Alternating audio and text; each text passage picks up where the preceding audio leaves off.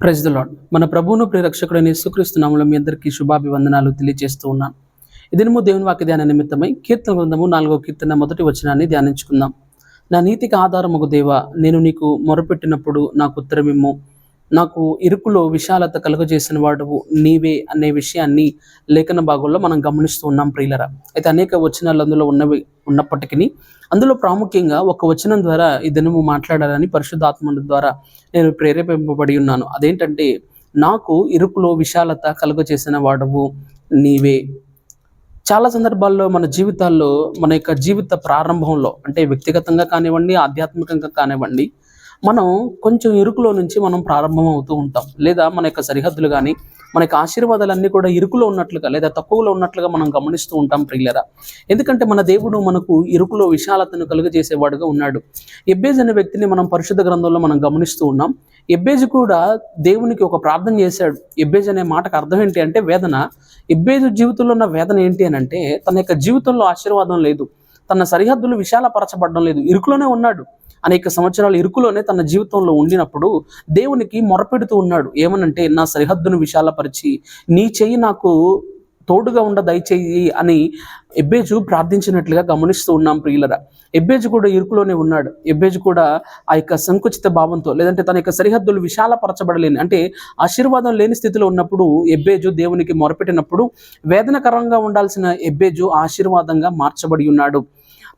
నా యొక్క మాటలు వింటున్న ప్రియ స్నేహితుడా, ప్రియ స్నేహితురాల, ఒకవేళ ఈ దినము నీ జీవితం కూడా ఇరుకులో ఉన్నదేమో, సంకుచిత భావంగా, లేదంటే నీ బౌండరీస్, నీ యొక్క సరిహద్దులు అనేవి చాలా తక్కువగా ఉన్నవేమో, నీ యొక్క జీవితంలో నువ్వు కూడా అభివృద్ధిలోనికి రావాలని ఆశపడుతున్నావు, విశాలతలోకి రావాలని ఆశపడుతున్నావు. కానీ కొన్ని సందర్భాల్లో ఆ ఆశీర్వాదం కొంత లేట్ అవ్వచ్చు. అయితే దేవుడు మన విశ్వాసాన్ని పరీక్షిస్తున్న సమయంలో, దేవుడు మన విశ్వాసాన్ని పరీక్షిస్తున్న సందర్భంలో నిశ్చలమైన విశ్వాసం కలిగి ఉండాలని లేఖనాలు హెచ్చరిస్తూ ఉంటుండగా, నీ విశ్వాసాన్ని నువ్వు కోల్పోకుండా, దేవుడు నాకు విశాలత కలుగజేయడం లేదండి, నేను ఎన్నో సంవత్సరాల నుంచి మొరపెడుతున్నాను, ఎన్నో సంవత్సరాల నుంచి నేను ఆశపడుతున్నాను, కానీ నా యొక్క సరిహద్దులు కానీ, నా ఆస్తి కానీ, నా యొక్క వ్యాపారం కానీ, లేదా నాకున్న ఆధ్యాత్మిక జీవితంలో ఎదుగుదల కానీ, ఇటువంటి విషయాల్లో నేను ఇంకా ఇరుకులోనే ఉన్నాను అన్న అనుభవంలో నీవు ఉన్నట్లయితే, ఈ వాక్యం ద్వారా దేవుడు నిన్ను ఉత్తేజపరచాలి, ఈ వాక్యం ద్వారా దేవుడు నీకు ఊరటనివ్వాలని, ఈ వాక్యం ద్వారా దేవుడు నీకు ఒక విశ్వాసాన్ని కలుగచేయాలని దేవుని ఉన్నత ప్రణాళికలో ఉన్నది ప్రియులారా. ఎబ్బేజు కూడా ప్రార్థించాడయ్యా, నా సరిహద్దును విశాలపరచని ప్రార్థించినప్పుడు దేవుడు ఎబ్బేజు యొక్క సరిహద్దును విశాలపరిచాడు. ఎబ్బేజు అనగా వేదన. ఇక మీదట ఎబ్బేజు జీవితంలో వేదన లేదు, ఎందుకంటే దేవుడు హస్తాన్ని తోడుగా ఉండాలని ఎబ్బేజు కోరుకున్నాడు. దేవుని హస్తం తోడుగా ఉంది, వేదన అంతా పోయింది, ఇరుకులో విశాలతను దేవుడు కలుగచేసి ఉన్నాడు ప్రియులారా. నా ప్రియ మాటలు వింటున్న ప్రియ స్నేహితుడా, నా నీతికి ఆధారముగు దేవా, నేను మొరపెట్టినప్పుడు నాకు ఉత్తరమిమ్ము.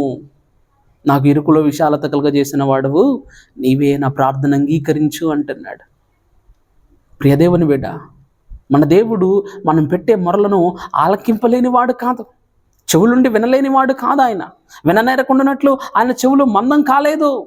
నువ్వు మొరపెడుతున్నప్పుడు ఆయన నీ ప్రతి మొరను ఆలకిస్తాడు. నీకున్న ఇరుకులో విశాలతను కలుగజేసిన వాడు దేవుడే.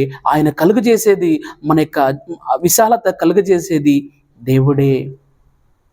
లేఖనాలు కూడా చెప్తూ ఉన్నాయి, మొదట మనస్థితి కొంచెమే ఉన్న తుదకు బలాభివృద్ధిని, మహాభివృద్ధిని పొందుదువు అని లేఖనాలు సెలవిచ్చుచున్నాయి ప్రియులారా. బహుశా నీ జీవితంలో ఈ దినము కొంచెం స్థితిలోనే ఉన్నామేమో, కొంచెంలోనే ఉన్నామేమో. ఆ కొంచెంలోనే నమ్మకం ఉండు. ఎబ్బేజులాగా ప్రార్థన చేయి, అయ్యా నీ తోడు నాకు తోడుగా ఉంచు, నీ హస్తము నాకు తోడుగా ఉంచని ప్రార్థించినట్లయితే దేవుడు ఖచ్చితంగా అద్భుతాలు మన జీవితాల్లోకి దేవుడు అనుమతిస్తాడు. దేవుడు అట్టి యొక్క వాక్యానుభవంలోనికి, విశాలతలోనికి వినుచున్న శ్రోతలందరినీ నడిపించును గాక. ఆమేన్. ప్రార్థన. పరిశుద్ధాత్మదేవ, నీకు వందనాలు. ఎబ్బేజు ప్రార్థించినప్పుడు ఎబ్బేజు సరిహద్దులు విశాలపరిచిన దేవా, నా ఇరుకులో నాకు విశాలత కలుగజేయవాడు నీవే అన్న కీర్తనాకారుని అనుభవంలోనికి మా యొక్క శ్రోతలను మీరు నడిపించి, తద్వారా మీ నామానికే సమస్త ఘనత, మహిమ, ప్రభావాలు పొందుకున్నామని యేసుక్రీస్తు నామమున అడిగి వేడుకుంటున్నాను తండ్రి. ఆమేన్. God bless you.